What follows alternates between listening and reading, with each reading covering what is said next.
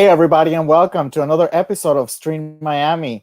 If you missed last night's episode, it's you can find it on YouTube. You can find it on our page. It was a great conversation with the legendary Maya Douglas. But tonight, I have a special lady. She's from my neck of woods, and I have a special kind of love for her because she is real, she is raw, and she has seen me grow up and has known me since I was a peewee baby. She is a fashion icon, a great entertainer, and a great advocate. Ladies and gentlemen, Tatiana Braxton. Hey, Auntie, what's going Hey, on? how are you? Hello, everyone. How are you? How are you doing? I'm great. I'm great. I can't complain. I'm good given the circumstances, especially how this community and the climate of the country. I'm in a good space. I'm feeling good. So I'm good. So I saw on social media that you were feeling great today. Yes, I am. I'm You I'm you I'm woke up in a blessed. good mood. I'm blessed. I That's am. good. It's so many things that's going on around us that we can really get distracted. But I kind of like stay in my own zone and kind of like block out that stuff so I can keep some positive energy flowing. So I'm in a good space. I'm in a good space. That's good. I'm glad to hear that. I'm glad to Thank hear that. You know, I want to begin this entire interview asking you one question because your story is it's different, but not really. You know, you. the difference is that you have chosen to tell it. Right. Why? Well, there's a misconception with me. In the very beginning, a lot of people would say that I was very standoffish because when I came into the industry or came into community, especially if we're talking about pageantry, um, people have their own perceived notions of who you are as an individual. So for me, I've always been an open book. And I'm unapologetic about who I am as an individual. And growing up in Liberty City, Miami, you kind of have like this tough skin and you really don't care about how people feel about you. It's how you feel about yourself. And me and my clique of people move with that thought process of like, you know, forget the world and we do what we do. So for me, I've always been unapologetic, open, whatever it is that anyone wants to know about me, I'm willing to share. And I think that people would look at my lifestyle, some of the people that feel like they know all of the details to my lifestyle. Some of these individuals mirrored that lifestyle as well, but was afraid to say this is what I'm doing, and I do identify with that, and I agree with that. That is who I am. But they haven't had the courage to come out and say that. So I'm one of those individuals who have the courage. I live with who I am, and what I do know is that we all come with something. No one is perfect. So for me, that always gave me that solitude, kept me grounded because I'm like, I can look at you in the face, Raul, and be like, I'm XYZ because I know that Raul got something in there that's XYZ as well. So we all come with our set of differences. You just won the pageant. You know what? Acceptance and knowledge is power. You Right. know, and I think everything that you just said, it just sums it up in that. When you accept yourself and you educate other people, you have a power beyond Right. everybody else. Let's get right to business, baby. Let's hit up this first segment, back to basics.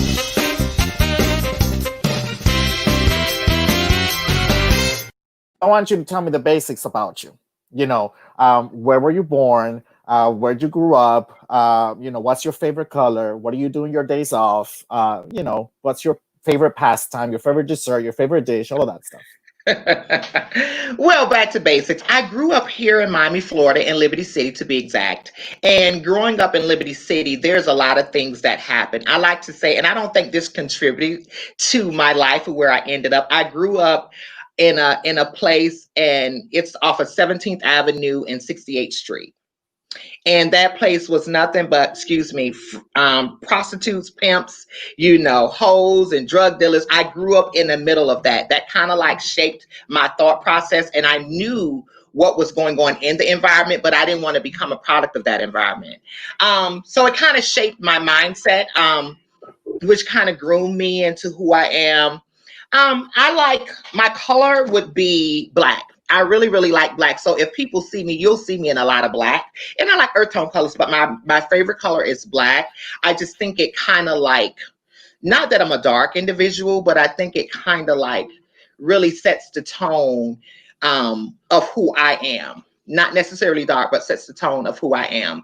I come from a single mother, and growing up with a single mother, it instilled some values in me, that drove me to be very independent, and when I meet people and when I get in relationships, I think my independency, me growing up and seeing a single mother run a household and making sure that her kids have what they need, I kind of adapted that. So when it comes to meeting men, a lot of men would say to me, what can I do to please you? Or you never feel that it never seems that you're satisfied, or you have this nonchalant attitude. Are you in love? They would ask me all these questions, and I think when I was in relationships that I would send these mixed signals, but I am an individual. I am in love with myself. I mean, like, listen, I love me some me, right?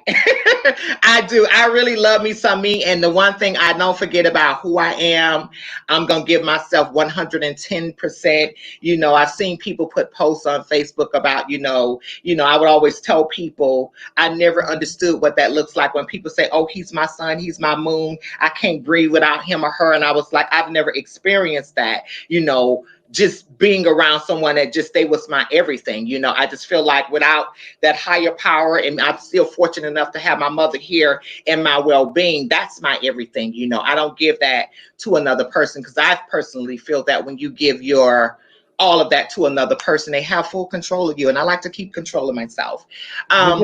You just done answered all my questions. I just asked you for your favorite color, girl. You just don't answer all my questions. I'm just No, messing. No, you I'm just also messing with you.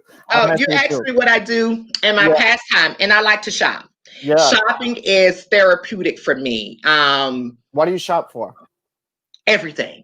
If you come in my house, it's full of shit. Like, you gonna see all the walls covered. You gonna see. I go to stores and literally, real story. I'll go in the store and stand in the aisle and look at something, and be like, where can that go? Where can that go? And I'll walk around the whole store like, where can that go? And I'm like, girl, you don't really have a place. I be shit on by the TV, and I don't know. It's just therapeutic for me. And sometimes clothing is good, but I mean, especially now that I'm not doing drag, that would have been another something to shop for. Now I'm not doing that, my personal thing. So I just put into that, and I be in a lot of meetings and a lot of places, and I put some of that fashionista on them. So they wait on me to walk through the doors, like what she's gonna have on. And so I get my diva out when I'm in those places, and being confined because of COVID, you know, I'm just buying shit and it's just piling up. So I'll get to it one day. You know what? Let's just dive in Mhm. deep into your story. Good. Let's just go back to the beginning. Mhm. Since you were a child. You ready? Go ahead. Let's do it.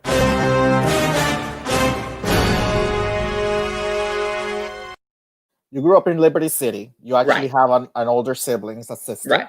I have a sister. Yes. You have a sister. When you went to school, I mean, it was just a normal, a normal childhood. You lived in the projects, you lived in the hood, so you saw a lot of the things that were going on, etc. Here and there. Hmm. You were seeing things right in front of your house, but this was normal for you. You grew up with all of this. Right. There was an episode um, where in school you faced that it wasn't really that someone molested you, and you didn't realize that this was actually somebody trying to molest you until years later. You and I had a conversation about this because um, I went through something very similar, and I didn't feel that I was molested, and the same thing happened to you. Tell me about what happened. So one day I was we lived on at 1156 Sesame Street. Yes, I actually lived on Sesame Street for a while. And I went to walk my friends to their father place of work, and he was working at a 7-Eleven. And my mom doesn't know this story, so if she gets on Facebook, she'll see this. Because some things I just kind of keep from her, because if it didn't like bother me or uproot me, I don't really bring her in all that drama. So I walked them to the store, and I was coming back from the store, and there was a man standing on the corner at the five and dime store, and he said, "Did you want to make some money?" And I said, "Yeah," and it was $2 worth of change. He said, "Well, come walk with me," and the schoolhouse was down the street. So when we walked to the school, he put me over the gate, because back then they would lock the gate so you couldn't get in. So he picked me up and put me over the gate. So we walked by the portables, and he pulled this huge thing out, and he was like, "Well, this is what you're gonna have to do."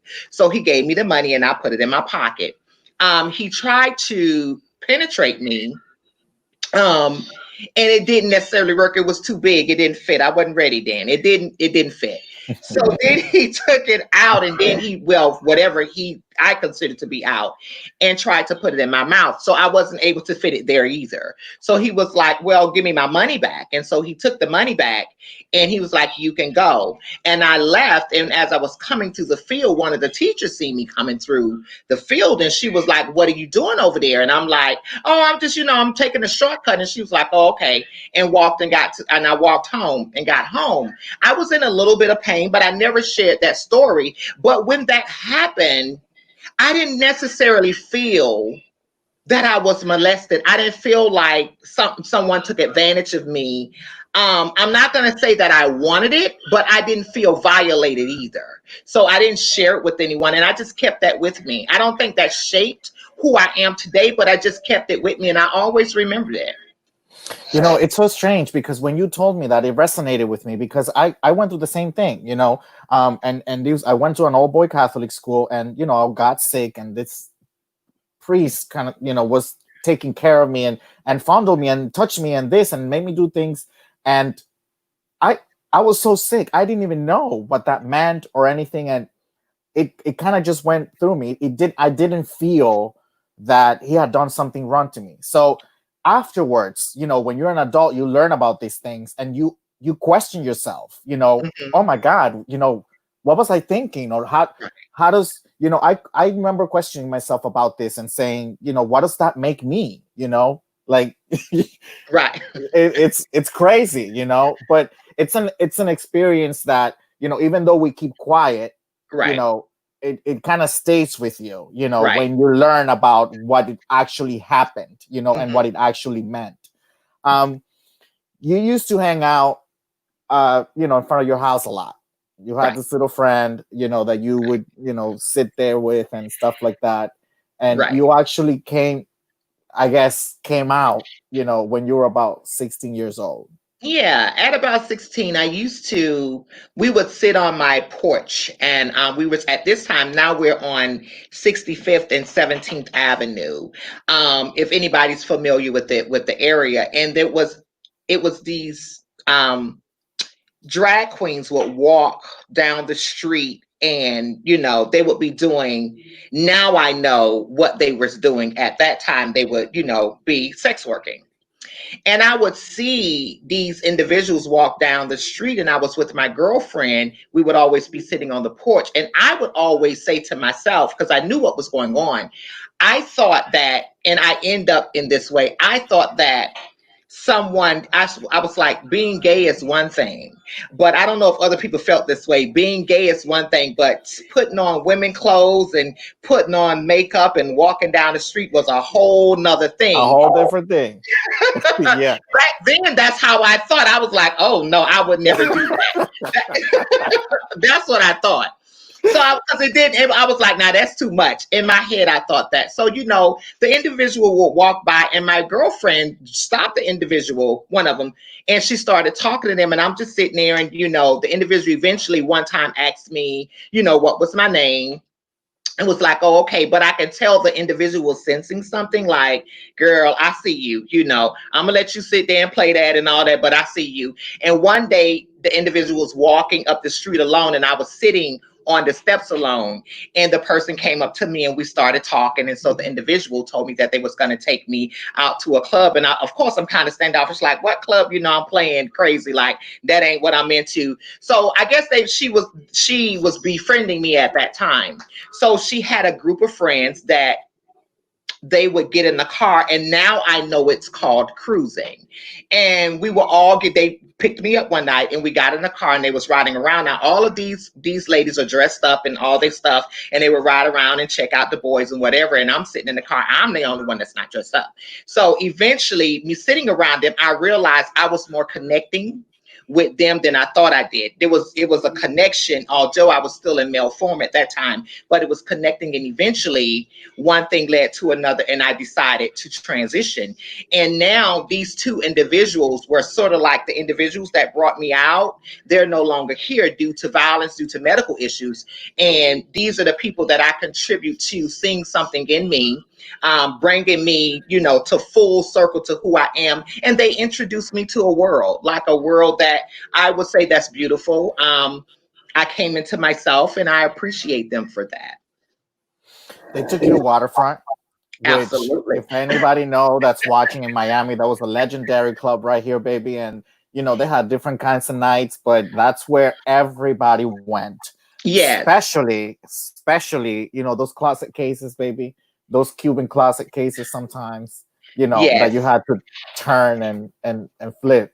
Yes. So this was they got you into this club. You were 16 years old, but by Mhm. the time that you were 17, you were already in full gish Right. and you Right. were already turning tricks. Right. tell Yeah. me tell me oh, this transition, how this happened. Well, well, I let mean, me the learning of the, how you got introduced to all of it. Okay, well, when we were ride, we ended up on the legendary 79th Street, and there was a club called Tropicana on 79th Street, and this is a club where, like, when some of the people would leave the waterfront, what a lot of the African American people would hang out, and they would come to this place. So this was a place where girls and guys would come, but a lot of the tricks knew this is where they would meet up. So I understood that if you needed to make money or you wanted to make money watching them, this is what you do. So one day, they were teaching me the ropes of, okay, well, you get your money first and then you do X, Y, Z, so on and so forth. So I'm a newbie. So one of my girlfriend, a client came up, and I'm new meat now. And he was like, I want her. And she was like, well, you got to pay me for her. And then she goes in the back. And so she was like, I'm going to get the money. You go in the back and you do X, Y, Z, and you don't stay long. And I was back there a little bit too long. And she came in the back and she was like, baby, that's too long. You got to. She's like, baby, that's too long. You got to give her some more money. If you ain't got no more money, girl, pull your clothes up. Come on, let's go. And they groomed me, and I kind of adapted it. But yeah, it was a lifestyle. And it was this thing of knowing if it's what you want. And especially then, my mom was very accepting to who I am as an individual, but she wasn't buying no hormones. She wasn't buying all that stuff. You could be what you want, you could put on, as she say, all that shit all day long, but I'm not buying that stuff. So for me, in order to get these hormones and all these things, I would turn my dates, and then we would go to Miami Beach and get the hormones the next day, and etc., buy makeup and all that stuff. And that was my way of living. But you were still living at home while doing this, and you weren't even 18. And then at one point, you were bringing this man home, Right. and what your mother say? After a while, she was, first of all, let me go back. I never told her that I was escorting. She told me what I was doing. She was like, oh, I know what you're doing. And I was like, what you talking about? She was like, you out there selling your ass, exact words. I was like, oh no, girl, I'm not doing that. I'm just hanging out with my friends. She said, oh, that's what you doing. And I guess maybe she could see as I was bringing things in the house, and she was like, you ain't got no job. I don't know, ain't nobody giving you no money. And she kind of watched that for a while. But I think when it came to her home and me bringing, and these were men like my boyfriends, not like those clients. And I would have different men, I'm young, and these men are validating me, making me feel like the woman that I want to be, and hot men. And so she was like, she came home one day, and there was a guy in the kitchen washing dishes. the sign, and he had on his boxers. And she came home, she just went right in her room and slammed her door. I was like, oh, she can't handle it. She probably jealous. So after that, so after that, the next day she was like, we need to talk. I was like, okay. And she, we sat down and she was like, I think it's time for you to get your own place. I was like, what happened? She said, baby, there's too many men walking in and out of my house. I can't do it. She said, you got more men coming in here than I do. She was like, you ready, you could do it. And I mean, they helped me facilitate that in that process. I was like, I want to stay XYZ, so on and so forth. And between her and my sister, they always figured it out. And I was like, and back then, Miami Lakes was this place to stay. And they helped me get into a place in Miami Lakes. And that's how I kind of like got on my own and everything just started happening from there. How's your relationship with your mom now and your sister? My relationship is beautiful. I think where she's at now in this process, because and I'm fortunate enough that she's still here. She knows about all of that stuff, where I came from, and she would always say to me, you don't have to do that, you're too smart to do that. And she never got it, but it never took anything away from me or the way she felt. But she would always just tell me, you don't have to do that, you're too smart to do that. And now, looking at where I am, I think she's very proud of the transition I made. But you just never know how life presents itself, and you never know how you would end up. Because if you would have asked me 15, 20 years ago, maybe 10, and say, oh, you're going to be an advocate, I'll be like, girl, I don't want to do that. That's not what I do. And this is something that it just so happened that I am good at doing, and I was introduced to it, and it just works, and people just, they just started lifting my work. So. You always pushed yourself. You always been a hustler.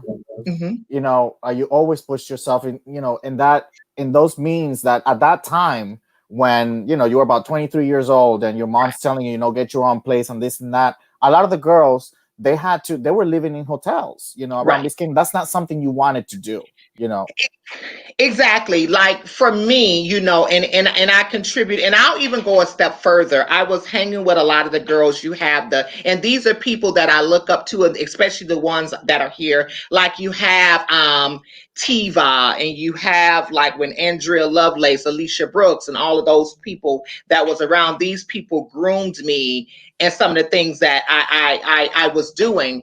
And they would all be living in hotels. And not that living in a hotel is a bad thing, but what I did know is that's not what I wanted for myself. I knew I didn't want to live in a hotel. So I was like, when I decide to move, which is why I was telling my mom and my sister when I wanted to move, how and where I wanted to stay. And I contribute, especially my life, because there's a lot of homelessness when it comes to the trans community and within the LGBTQ community as well. But for me, I'm thankful that I had a supportive family that helped me transition where I didn't have to choose that lifestyle of living in a hotel. Trinity just had a comment. She said, it's funny, this is many girls' story, but as always, Braxton women have always been real and raw. That's why I love them. And, that's why I asked you that first question before going in the interview, because I knew that what they were going to hear. But, it's not about, this is, I mentioned this is your story is different, but not really, because a lot of girls just live this story, this and can relate, but they choose not to tell it. So that's why I asked you, why do you choose to tell it? Because acceptance and knowledge is power. So I think it's a great thing to have. I'll say the reason I choose to tell it, because I understand, when I first started, before Trans Inclusive got to the name Trans Inclusive, after meeting, and we'll probably get to that in a minute, it was Trans Women in Need of Services, twins. And because I felt that we had more in common than not, a lot of trans women, and specifically Black trans women. And I share my story because I'm unapologetically who I am and what I had to do in order to get to where I am in today's world. But I want people to know I understand you. I feel you. I came from that. I identify with that. And when I'm advocating, and I always tell people, the girl that you are trying to save, I am her. I am her. That is, I understand exactly where she's coming from, especially when you think about all of these women that have been murdered and when they put themselves at risk. I pass no judgment, because I too was one of those individuals playing those games, not telling people who I am, or, sex working, just trying to survive, whatever that looks like, going in nightclubs, testing, as we say, our realness. I'm standing in the middle of a nightclub dancing with men, knowing that I'm putting myself in danger if one of their friends find out. Just getting in relationships, intimate partner violence. I was putting myself in a lot of situations. How I made it out, I thank God, but I understand what we need to do for these women and these men to try and save them from getting themselves in those situations. I understand that so clearly. Um, which is amazing, which is part of the work that you do now, and that's we're gonna talk about that in a minute. By the way, Trinity, I'm still waiting for you. I'm still waiting for you, girl. So you have been, you're no longer in the sex working business, but you were in the sex working business since you were 17 years old till you were about 40 years old. Mhm. Now there's something that I didn't know, and I know the girls, and I mean I've been around for a long time, and when you were 17, you were booked for the first time in Miami-Dade County Jail. Right. And there was this thing about dating this man when you all got out. I mean, you even sometimes put yourself in the position of getting booked so you could, get. Yes. Tell me about this, because I didn't know about this and I find it so interesting. Yes, back then, I'm giving you all the tea. Back then, they had at Miami-Dade County Jail, they had it's called the eighth floor, and on the eighth floor, you would only have like trans women or real feminine guys, and then you would have the men that were attracted to the trans women and the feminine guys, and they would just house us on this floor. So when you would go to jail, it's almost like a candy store, so to say, and all these men would be up there and you would be like new meat. So I even met men when I was in that space from the jailhouse, where I would be out in the streets and trying to go to jail for I can get back on the eighth floor to see, as we would say, my boyfriend, or this guy I'm dealing with. We would do that, and I would put myself in positions to do that. But I didn't, at the time, I didn't really. Where I am now, I understand. But at the time, I didn't get why it was there. But now I understand why it was implemented. And back then, they was keeping us in, sort of say, protective custody, making sure that nothing happened to us, and you had to sign these papers saying that you was homosexual. And I caught my first charge at 17 years old. It was a strong arm robbery, which they later bind it down to a simple assault. And because I remember, I grew up in Liberty City, and they when they play with you, and Tiva probably see this video. When they play with you, you let them know you don't play. And so if I got in your car, that means you owed me money, regardless if we didn't do nothing. You done wasted my time. So I took the guy, I took his keys and was like, you got to pay me for these keys. And he went and found the police, and they charged him with strong arm robbery. Eventually they lowered it down, but that was the first charge. Eventually this led you to, in the course of your life, it led you to be a victim of 3 uh, abusive relationships. What would you say to those girls, are going in that cycle, and falling into the same thing over and over again about this domestic violent relationships and going back to it? And what advice do you have for these people? I would say you have to really, as much, a lot of times people say, I love myself. And we say that loosely sometimes. And I would say that back then, but you have to have a support system, and you have to find strength within yourself to be able to prevail from that, because a lot of these men prey on our weaknesses. And sometimes living as transgender, especially back then, those type of men would validate us, right? And when you seeking that validation, and these are beautiful men making you feel XYZ, and you feel that you're not worthy of someone great or uplifting you or treating you like you probably feel a woman should be treated. And a lot of these men come with drama, come with past, and sometimes they inflict that pain on you. And living as a trans woman, I thought that was what I got. What do you expect, honey? You are and excuse my French, not to offend anyone. You are male, you portraying as a woman. What type of man are you looking for? So I accepted certain things from these men, but I had to get to a place where I had to truly love myself. And that takes time to get there. And I also share that a lot of people did not know. And I'll share it now. People that watch my history, I want to go back to when I was Miss Black Universe. And I shared this story, and only people knew this inside of me. There was so much going on in my household at that time. And for me to want to win a contest as Miss Black Universe, I wasn't able to be the queen that I could have been because of what was going on in my household. I may have won the contest, but me as an individual, I was not whole.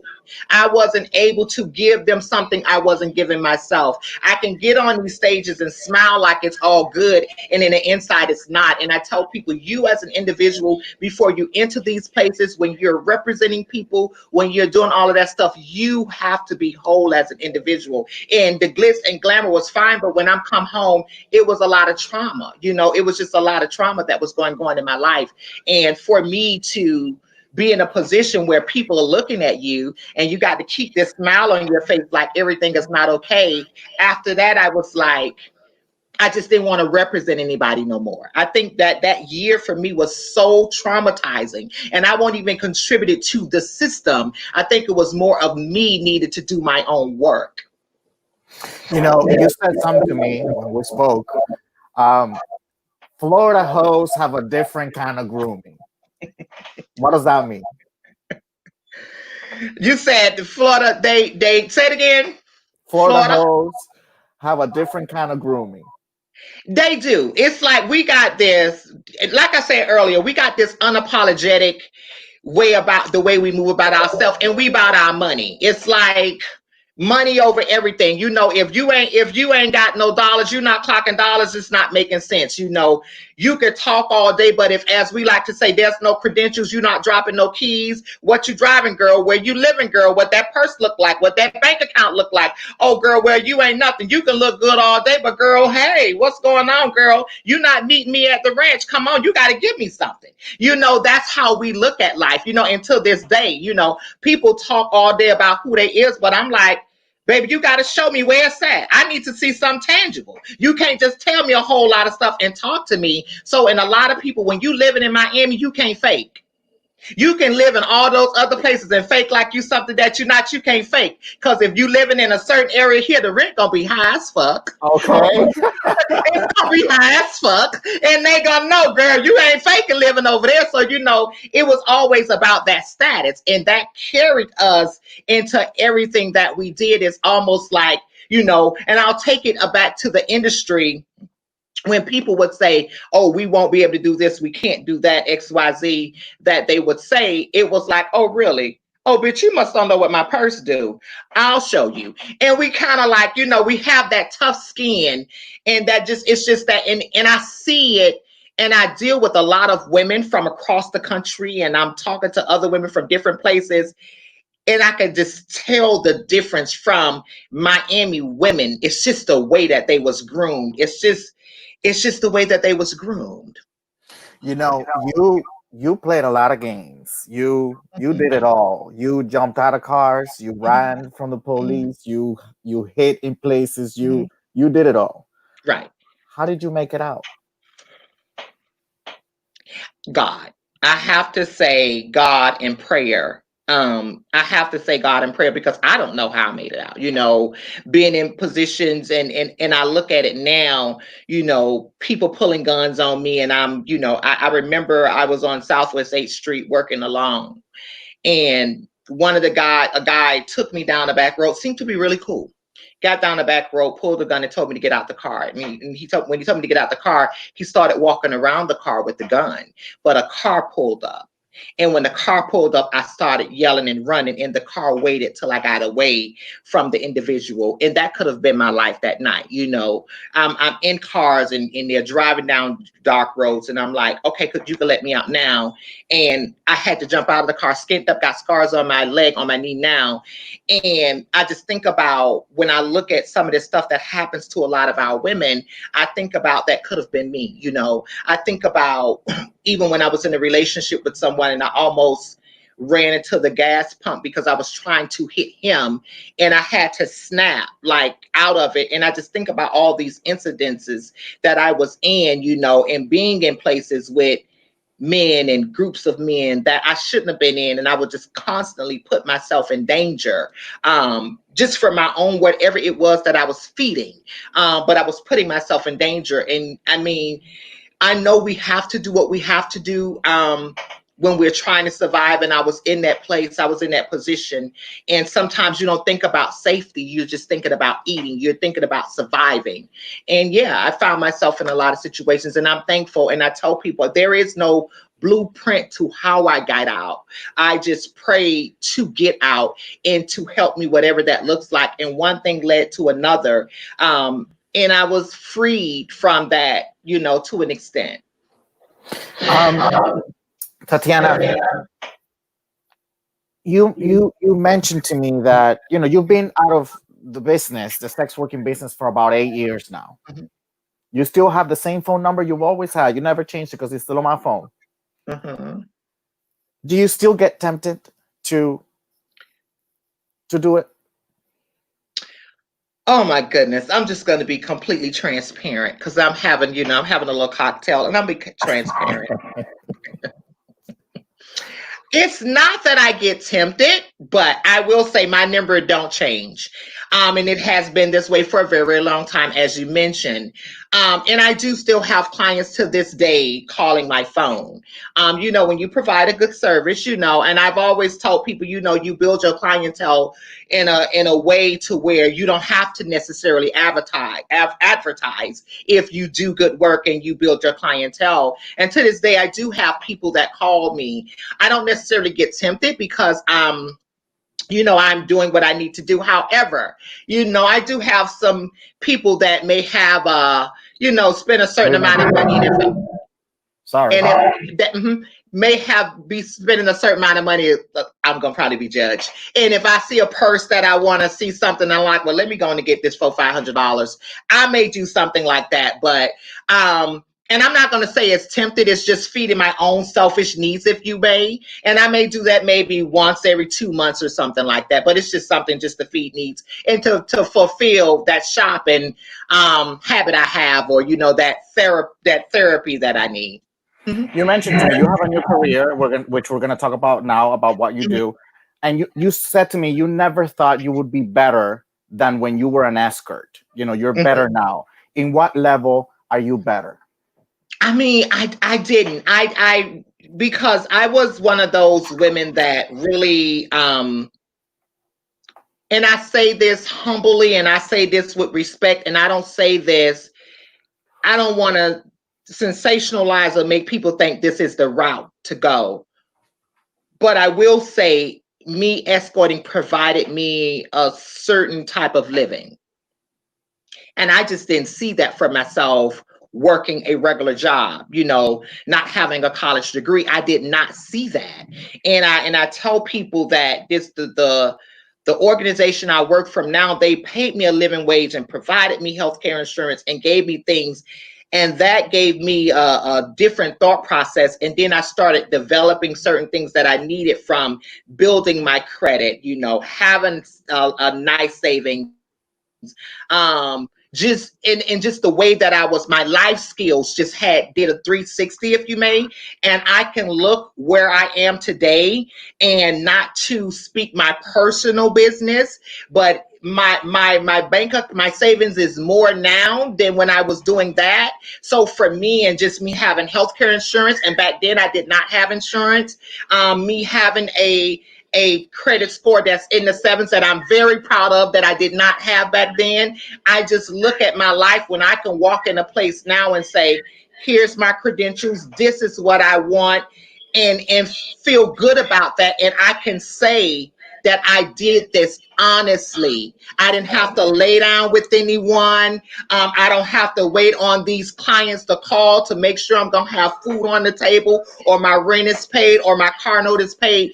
It's a place of vindication, and it makes me feel so good about myself. And for me, I just try to get girls and guys in a position to where but you're gonna have to put in the work, because I can't tell you that it was handed to me. I put in a lot of work. I'm up a lot of late nights trying to make sure things continue to flow. And I think my survival skills continue to kick in doing this work, because I know if this is taken away from me, the possibility of me being back in that place. Because this is the thing that I tell people: no one is exempt from being homeless.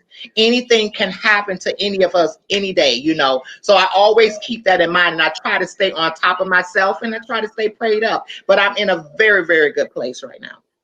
You are the testing and mobilization coordinator at the Price Center here in Florida. Hmm.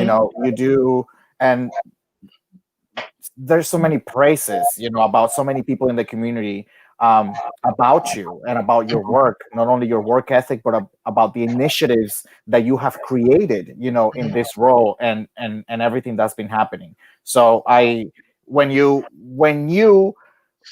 went for an interview, your second interview at the Price Center, they asked you, is there anything that we should know? How did that go? Well, when they interviewed me, they asked a question. They said, "Is it anything that we need to know? Because we're going to run your back. We're going to do a background check. Is there anything that we need to know that you would like to share?" And I said, "Yes. I've been a sex worker most of my life." And they looked at me and was like, two white men that I spoke about earlier on my Facebook, and was like, "Oh, we're not worried about that. You got to tell us something else." And that in itself just gave me this. I felt so good, because I didn't have to worry about, those messy hoes, be like, "Oh, this is what she doing," showing a picture here, showing that. I don't already put it all on the table. So for me, that was giving someone an opportunity and being intentional about the opportunity that you was giving the individual. So I'm very thankful of that to this day, because that platform gave me avenues and opportunity to create platforms for others and myself to be able to do what I'm doing now. Which is what we're going to talk about now. That wasn't enough for you, because when I asked you, how did you make it out, and you said God, and I feel that that's exactly it. We spoke about it before, and we had conversations about this before, and you had a purpose, and you Mhm, are fulfilling your purpose now. You have mhm, created the trans inclusive group mhm, here in Florida. You are mhm. the executive director of this nonprofit organization, and you basically are just building trust and relationships through advocacy, education, and partnerships. Tell me about the work that you do. So I'm going to tell you how I got to Okay, trans go ahead. inclusive group. So as I told you, when I started coming to do a lot of this work, was trying to find myself in a lot of places in the community. And I would be in some of these places, and you had beautiful leaders, but someone coming from my experience and my background, and I would see some of these people, and I'm like, okay, that's beautiful what he or she is doing, but I need something a little more. And I ended up in Broward County, and I got an invitation from Tony Monique, and she was like, "You need to come to this place I'm in Broward County, and I think your voice would be valuable. You need to come and sit around." So when I was in the room, what I would always see in these meetings, a whole bunch of people, and they was talking about services and resources, but I would never see Black trans folk in the room. It may be one or two, and then sometimes I would be the only Black trans person in the room. And I'm like, well, I know a lot of my girls are, disproportionately impacted as it relates to healthcare, dealing with homelessness, just some of the things that contributes to what's going on in our community. I was like, well, all of this stuff is here, and my girl, we're not in the room. So I tried to do something to change what that looks like. And in the process, I met this trans guy as well, and we was having conversations, and I realized that some of the trans men was going through some of the same issues. And I was like, well, the trans men not gonna want to be a part of no trans women in need of services. So that's how Trans Inclusive Group developed. And we started as a support group. And the support group, I mean, it was just people would come in and you could just see people. We would take pictures because we was putting them on Facebook way back, in 2017. People would come in and people was growing into their womanhood, growing into their manhood. And you could see this development over time. And it was almost like this extended family. And they started coming in wanting resources. So we started linking people to resources through the group. And that just one thing just led to another. And as we grew, I realized that we wanted to do something stronger because a lot of the LGBTQ organizations, they say that they, it's all inclusive. We do XYZ and we're about this, but the trans community is always left behind. And I wanted to make sure, opposed to us being left behind, how about we come to the front of the line? And I wanted to make sure that I was able to not only uplift my voice, but uplift their voices and uplift our community. And this is how we led to the work that we're doing. And through that visibility, it has really done some amazing work. And eventually I will be working just specifically doing trans inclusive work, and it's growing. And fortunately we're able to open our drop-in center, although we was doing work and through the funders and they're singing. I always tell people within the younger generation is, if you do hard work and your work is intentional, people will recognize it. And it doesn't always happen when you want it to. Sometimes it happens in time. And I thank God for giving me the patience, right, to sit in that and learn, because a lot of people come into the work not understanding what the work is about, not understanding the community partners, not understanding the stakeholders, not understanding the funding, what it looks like, what you can, what you can't do, what deliverables look like, what evaluation and monitoring look like. All of these things play a part, and a lot of people don't understand that. In me working at the price, and it gave me those tools to be able to reach back and bring my people with me and give them the tools so we can develop something for our own. So we provide case management, HIV prevention, education, testing, job readiness. We provide assistance, like if people don't know, some people do, but if you hit me up and you have trans experience and be like, I'm out on the streets, I need something to eat, or I need XYZ, I'm going to make sure you have that. There's stakeholders that give me the ability to be able to help our sisters and brothers in a time of need, if that's a hotel stay, whatever that looks like. So that's why for me, I say I'm in a very, very good place, because not only that I'm able to take care of me, I can take care of my community. And that makes me feel good that I can do something tangible to help people. So we do an array of things. You know, the reason why I do these interviews, and I want to make sure that I say that here in this platform, is because I have a broad audience. A lot of people that watch my videos are not just gay people. The work that I do, and in the field, and the nature of my business.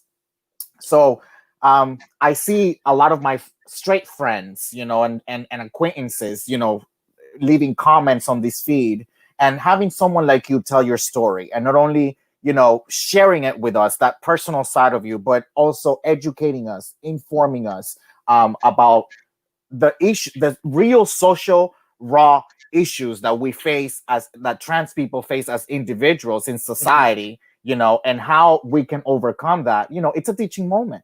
It's a teaching moment, and I applaud you for that. I will always do so. You said something to me that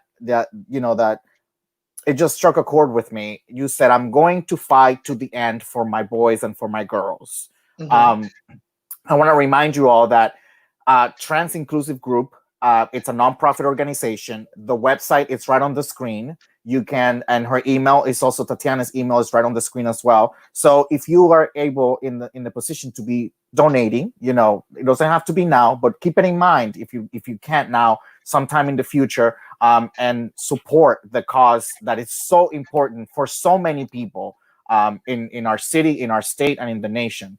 So I want to play for you a couple of videos from dear friends of yours that just want to leave a little message. Okay. How great is it to call you sister and friend?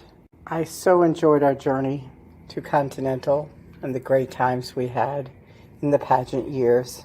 I am very proud of you for the advocate that you have become and the work you've done and continue to do every day for not only our community but worldwide with Trans Inclusive. What a spokeswoman you have become for all of us.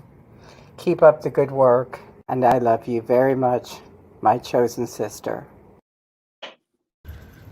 Hey G-Ma, it's me, Maya Ross Monroe, and the Raquel. Thank you for all your work in the trans community in South Florida and all your work that you do to help correct and empower the youth. Thank you so much and have a blessed day. Bye. Congratulations, Tatiana. Love you. Thank you. They pulled me out of the woodworks, but I'm here. Stay blessed, sis. All right. So, you want to talk some gay stuff and we want to go to pageantry? That's fine. Go ahead. Let's move on. So, I want to remind you all that, I never put my Cash App up, but a lot of people have been reaching out, and I feel that it's rude just to ignore the fact that they ask. So there it is. And of course, Tatiana's is there too. So if you feel generous and want to send some love offerings, baby, we all right. Are you all right? Yes, anything that they send me today is gonna go towards the trans woman that was murdered Saturday. So I'll just shift it all over to that. So Thank if you for that. anything that And you're if sending today, anything it'll go that directly to I that. will do the same. I'm glad that you said that because anything that I get as well, I'll be donating to you. Mhm. You ready? Yes, I'm ready.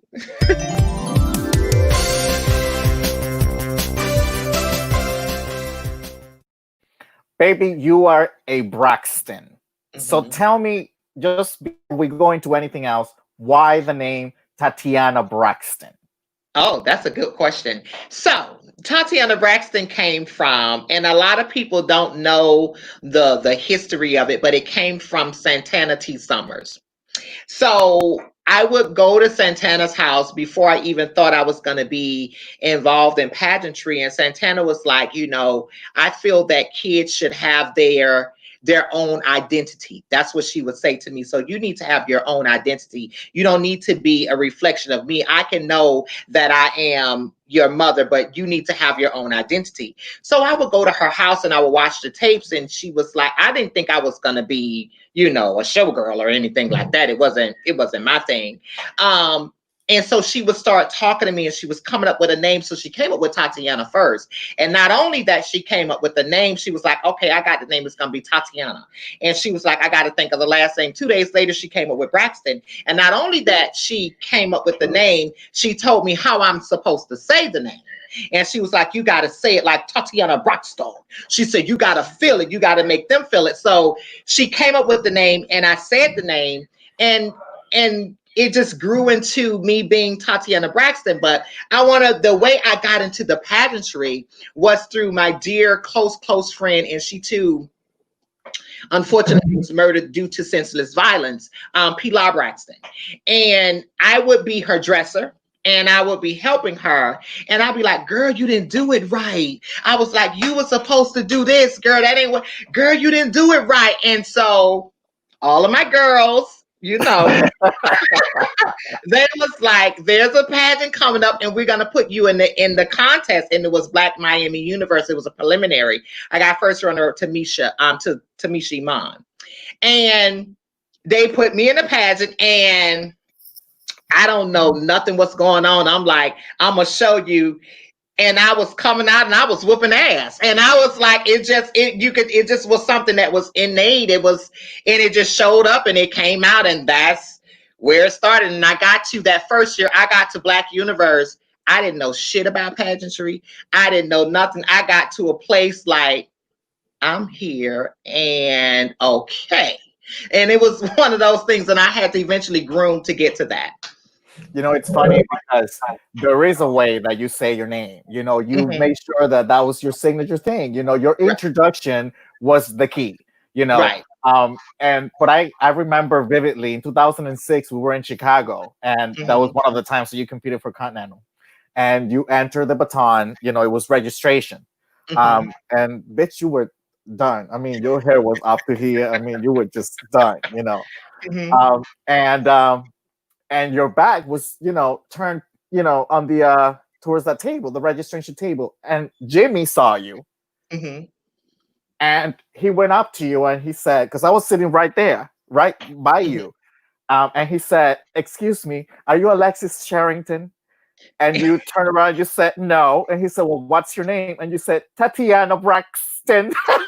And I'll never, ever forget that. I remember that the girls that were there just started applauding, bitch. You got a standing ovation just by saying your name. I'll never forget that. Um, so you got kids and you got grandkids and you got great grandkids across the nation. I Hmm. mean, across the world. I mean, there's Braxtons in France, in London. I mean, everywhere. Um, this dynasty. Tell me. It wasn't nothing that was expected, but I was having kids and people would come up to me and wanted to be a part of that. And it goes back to it, and that empowered me as well. As parents, we still get empowered because I'm like, all of these people, like, I want to be a part of your family, and I got kids that's got kids and they got kids and grandkids and all of this stuff, and it just grew out of control. And I have people to this day coming up to me saying, "I'm your grandchild, I'm your this, and I'm your that," and I'm like, I don't. Some of them I don't know, but I don't. I mean, no disrespect. It's just I'm like, okay, and and they follow you, and I think with the Braxtons, it started with, when people would say those Braxtons, the bodies, when we would be in those places and we would upset those places because we were doing things that were very daring that people wouldn't do. And we growing up in an environment, and we was the girls and unapologetic about it, honey. And and a lot of people would look at us when we come in a room with all that body, and you think about now in 2020 and everybody paying for just all that body. Sometimes I'm looking, I'm like, now that is a lot.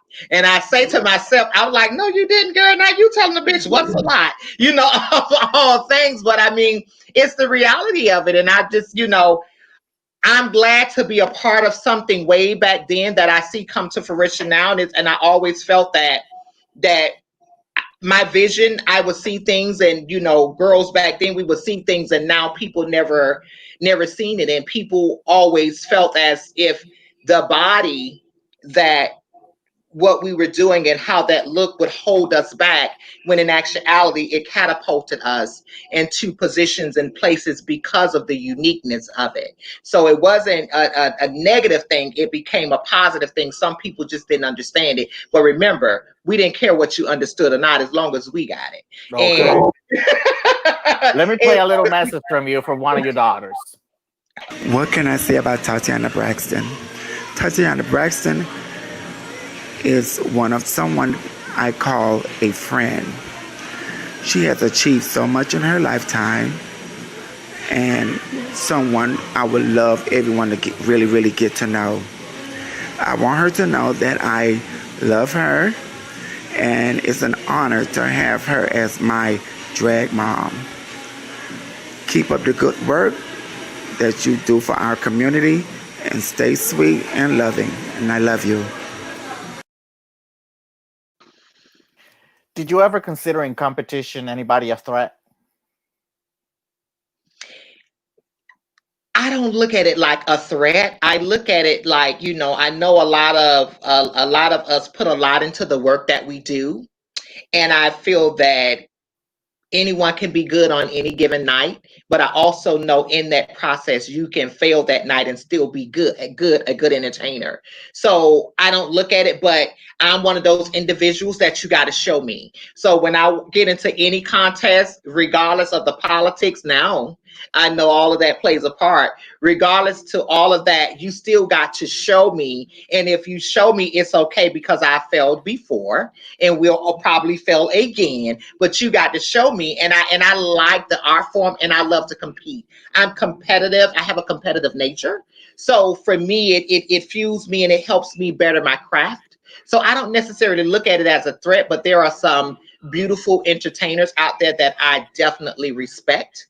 When you think about what they have put forth us, and a lot of people may not know, and I don't disclose, but growing up in Florida, Gloria Klein was like our, you know, you know, Everything. That's my yeah, it drag was like mom. she was our everything. It is what it is. And I tell people, just watching her in evening gown, all that, just she's, All of it. when you groomed sitting in those audiences watching that type of stuff, and when you get to where I was and where I am, you carry that stuff with you, and just some shout out to and thank you for that, Raquel. I mean, fabulous entertainer, body yada yada, fabulous. You got Alexis, very very good girlfriend. Me and her are personal outside of pageantry, girlfriends, just all of them, the Chanel Dupree's, just all of them, the Continentals, just the legacy that they have set forth us. It's just amazing to have been in the company of these individuals, competing with these individuals, and them helping me to challenge myself to be better. One of these entertainers you just mentioned, Alexis Gabriel Sherrington, you guys have a very unique connection and you share a beautiful friendship, which is very personal. Mhm. Which it's maybe some people might know, but she was one of the happiest persons when you won Black Universe. Like I think she would have, she lost it. She was that one girl that you needed to win more for her than for you. And she left you a message here today, so let's hear. Tatiana Braxton, you are truly one friend that I can honestly say that I will trust with my life. Reason being is because you have instilled so many life lessons in me that I carried throughout my life. Our relationship that we have is one that most wouldn't understand, but me and you understand and can't be dictated. We have a bond that is unbreakable, a friendship that will always be cherished, and love and admiration that stands the test of time. You're truly one of my friends, one of my heroes, and definitely a role model. You've instilled so much in me throughout my life, and I thank you for being my friend, and I cherish you always.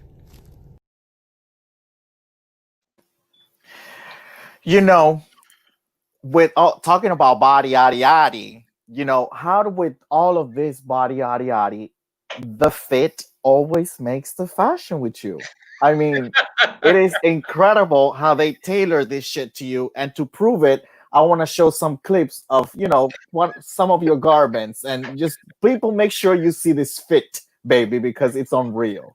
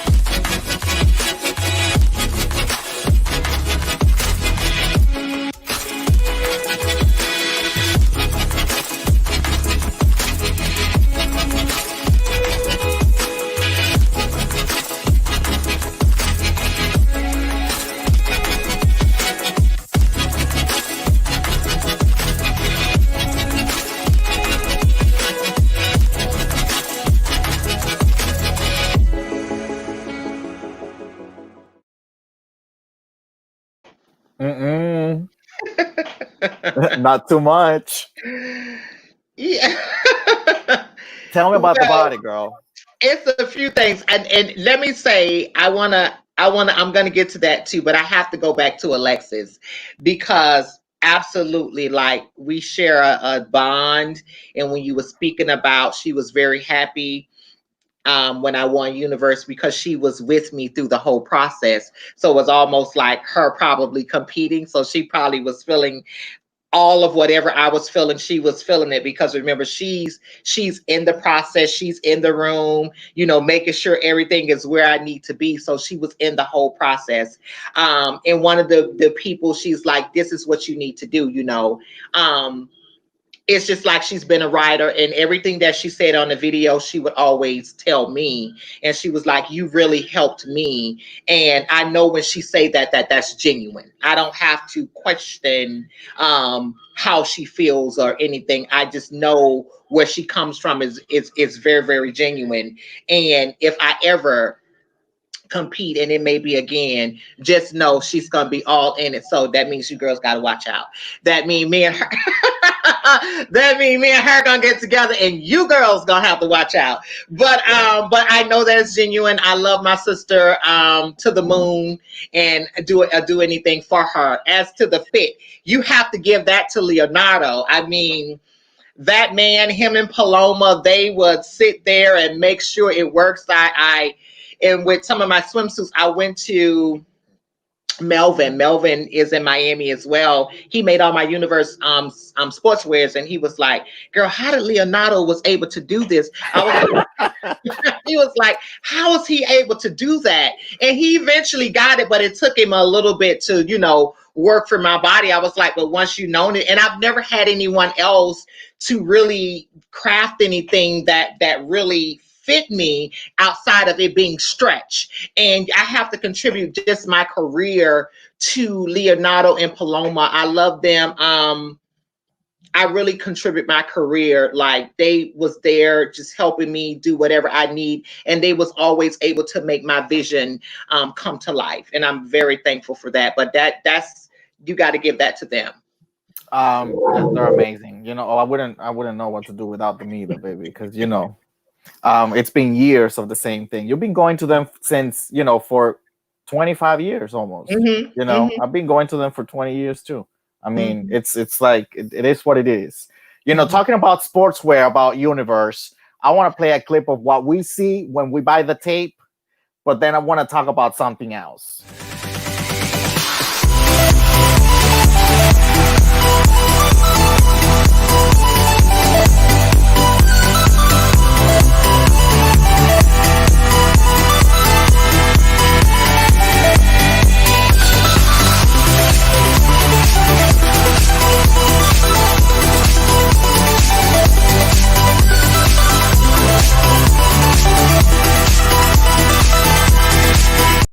So that's what we see.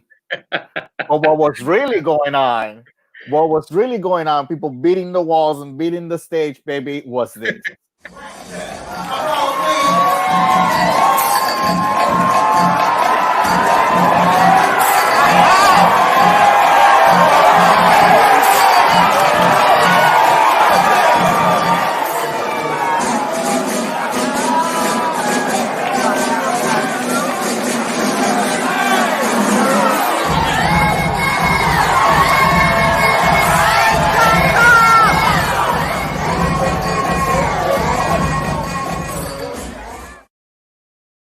Girl, tell me about that moment, because I know you got your life. You got your life.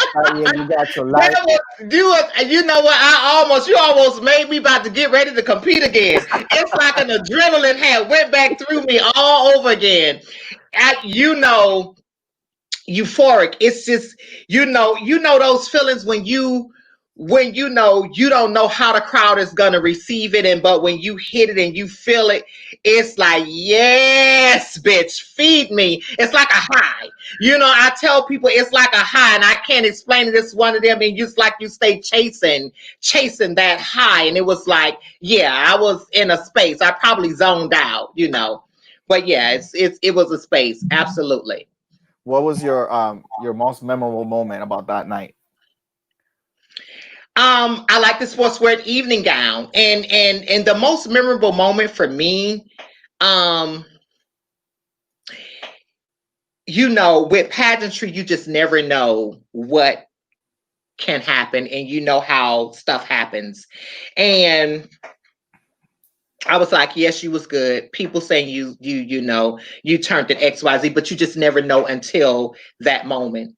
And it sounds very common to say crowning, but crowning for me was like, they let it happen. It's like you did what was asked of you, and they let it happen. They was fair and they let it happen. All the naysayers saying she would never this or she would never that. And just that moment was like, they let it happen. And that was my memorable moment that night. I want to talk to you about two things. There's two systems that you've always wanted to be a part of. Mm-hmm. Miss Florida Mm-hmm. and Miss Continental. Yes. Which one is going first? That's a tricky one. But if I had to, it probably would be, I love Miss Florida, but it probably would be Continental and probably through Elite. And I say that because I personally feel like I have some unfinished business that's been left on the table as it relates to Continental. Now, tell me about Continental, because you went to Continental many years and you learned a few things, and you kind of just went through the process. What did you figure out? What I figured out about Continental, I'll never forget this, and people don't know this. And Ginger came up to me one day and she said, Mama, don't worry about what people say. You come do what you need to do, and you're going to get what you deserve. She never said anything about what nobody said, but I can sense that she was letting me know, I hear that shit they be talking, and yeah, they be talking, but don't you worry about what they saying. You just do what you need to do, and you'll be fine. That in itself gave me a burst of energy and like support. But what I've understood watching Continental, that it's a system and it's a business. And I do know that Tatiana Braxton came with a few things that some people just could not wrap their head around. And I think that people say, oh, you should have been in the 5, you should have been this, you should have been that. But I think I left opportunity. I left room for them to do whatever it is that they needed to do. But I also think that Mr. Flint, and he can say whatever he wants to say after this. I think he understood that in a business, you have to give your audience the opportunity to understand whatever that is that Tatiana Braxton was putting out. And I think me making the 12 and people starting to understand me as a person, starting to buy into me as an entertainer, I think that was a grooming process, because even if I would have came and won and people like, so you got this woman, she's an escort, she comes with all this body, and everybody know XYZ of her. Although I don't think that they would have said that would have contributed to them why they wouldn't have crowned me. But these are things that probably would have came up in some future meeting or whatever. And I think they had to get the community and the audience ready, right, to be able to accept someone like myself. And I can tell from being groomed from the pageant and building those relationships with those promoters, I knew eventually it would happen. And sometimes, people have to catch up to where you are as an individual in time. Like I said earlier, like now when it comes to body and all of that stuff, everybody got that's the going thing. Back then it was, wasn't so much acceptable, like all of that, the way we do it. And I love it. Let's be clear. I wouldn't change nothing. I don't want to send out a thing. I'm not changing nothing. But I'm just saying, I think giving the people the opportunity to understand me, and I do feel that eventually that it would have happened, because that's a brand. And what I do know is in any business, and I know Continental is groomed on wanting everybody to feel like they have the opportunity and they can be Miss Continental as well. And what I do know is that I brought something different. And what I do know is that there's a lot of people identify with what I brought to the contest. And what I do know, if I was eventually crowned, that I could have helped build upon the business, giving those people that looked or identified like me, saying, this too can be me, because you can't grow a system without making sure that that system is universal and that it connects to all the people in the community. You said to me, it is not only what happens on the stage that makes you Continental. Absolutely. That's a key that people miss when it comes to Continental. And I knew that, I would hear stuff in the background. You need to do this, you need to do that, you need to remove this, you need to remove that. And at that time, I wasn't ready to do none of that. I knew I had to do what I had to do in order to make a living, because competing at Miss Continental is extremely expensive.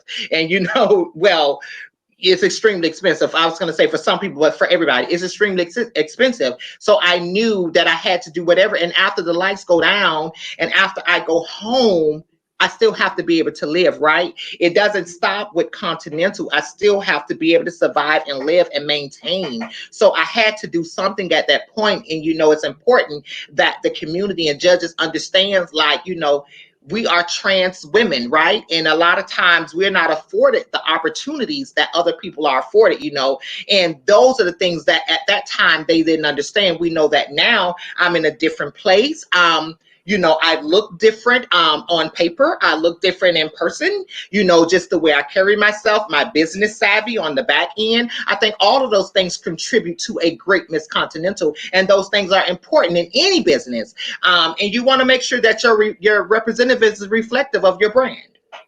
Baby, where's the crown? Somebody, someone bring me the crown. Baby, that's it. I mean, it's a wrap. It's a wrap, and we're here to support you all the way. We, the ones that have never wavered you, I'm one of them. I'm part of you. So yeah, I'm on your side. I've always been on your side. So we support you. We love you, and whatever is next, for you, we will be right there with you. Thank you.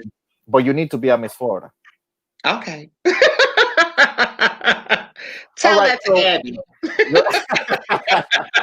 We have to. She's gonna. Well, I'm not even gonna say. We are on our last segment. This is our people's choice. So we're gonna let everybody else ask the questions that they want to ask for you, about you and stuff like that. So let's move on. Go ahead.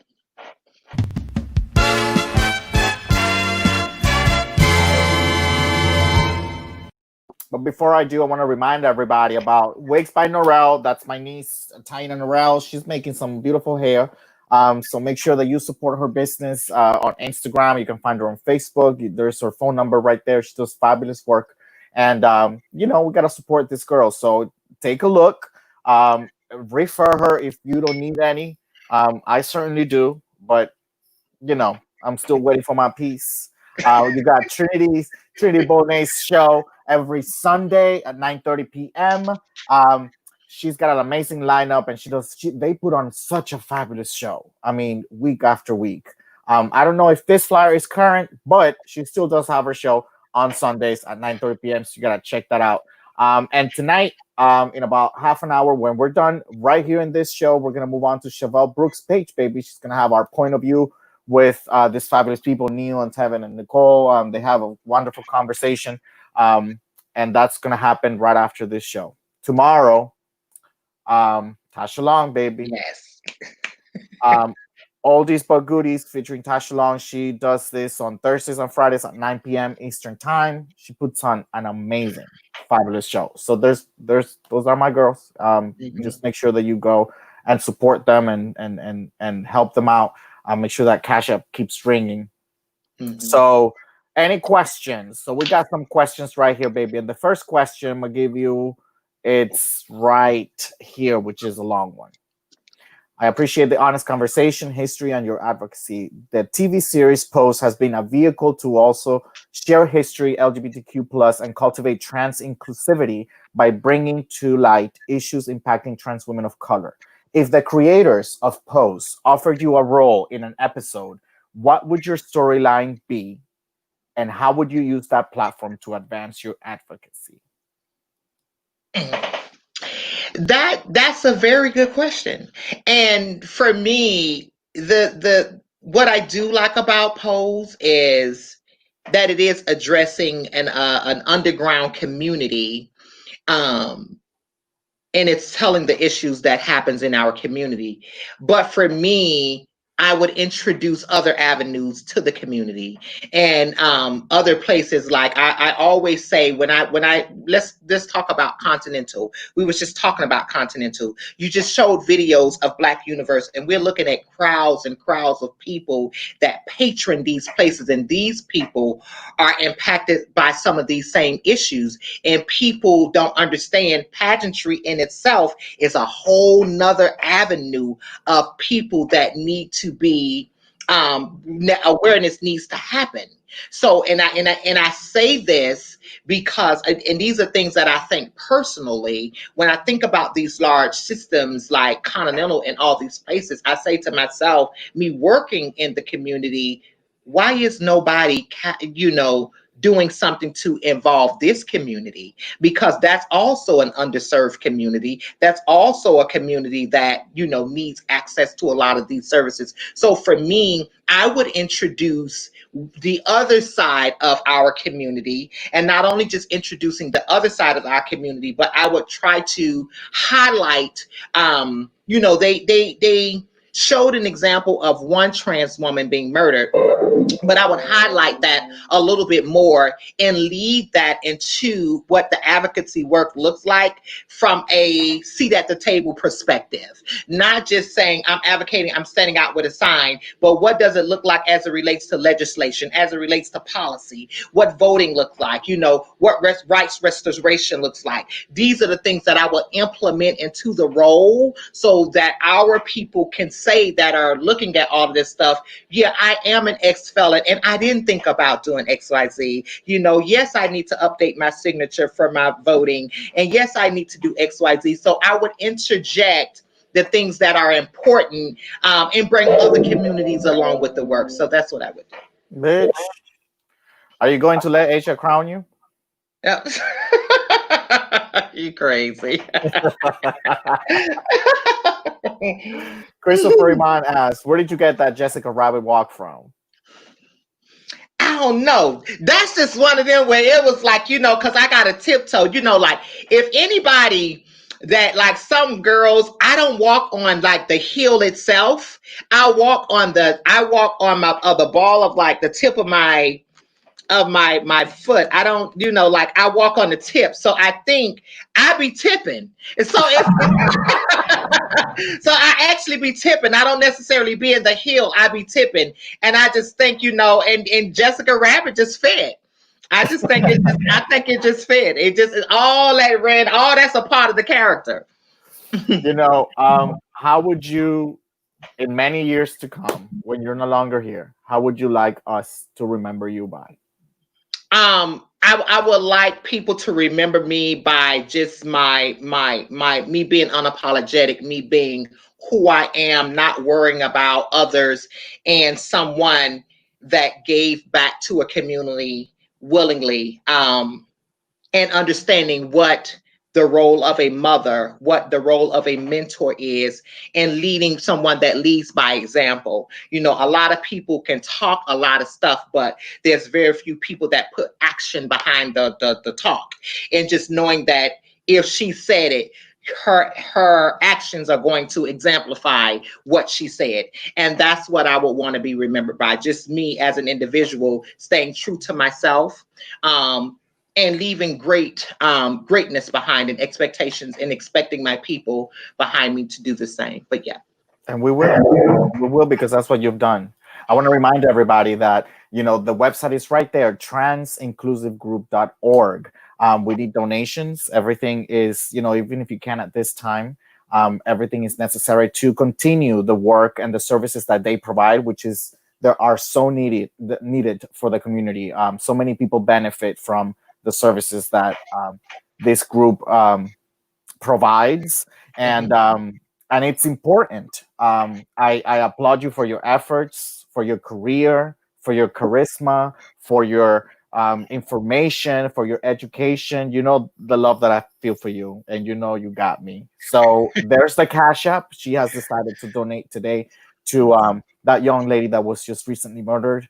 And there's mine as well. Everything that we collect today is going to go for that cause. Cheers, baby. That was a great interview. I enjoyed myself. And You thank you know, everybody for the support. And I'll be watching the show. I love, love, love, love, love. I love it. I love it. I love it. You can't stop it now. You done started something. You got to do it. no, it's so much work. Sometimes I just want to kind of just be lazy, but I all the comments and all all the suggestions and people just cheering me on just kind of lets me do the work. So, and it's all for you. It's a pleasure and honor for me to elevate each one of the people that I've had here, and I want to continue to do that. So if y'all help me, I'll continue to do this and maintain this platform. But I need your help. So if you know any entertainers that would want to be on this platform, just reach out to them. Help me get some stuff because everything on my own sometimes it gets a little difficult. Trinity K. Bonet, I just want to say I'm proud to call you family, and I know you said time around Black Universe was dark, but you are glowing now and have it all together in a way to be more than a queen, but a pillar of the community. Thank And you. I Thank you. think Thank you. that sums up the sentiment of all of us. And with that thought, thank you, Trinity. And I think you're next. I'm still waiting to reach you, but I hope that you return my text message. But with that sentiment, Tatiana, I want to thank you for being here. We're going to be working together soon. We have plans and projects that we need to be talking about. Mm-hmm. And hopefully, we're going to be making a lot of magic happen. I love Thank you so much. And I'll talk to you soon. All righty. Bye-bye. Thank you, everyone, for tuning in. Thank you. Thank you. Thank you. Mwah. I want to thank everybody for tuning in tonight for this conversation. She's just as real as it gets. Thank you for tuning in. Tomorrow, I want to invite you to tune in at the same time at 8 p.m. Eastern Time here, Stream Miami platform. We're going to have a conversation, a different kind of talk with Tiffany T. Hunter, the reigning All-American goddess and a former Continental. She's also going to be telling her story about, her challenges and her inspirations and everything that she's been through.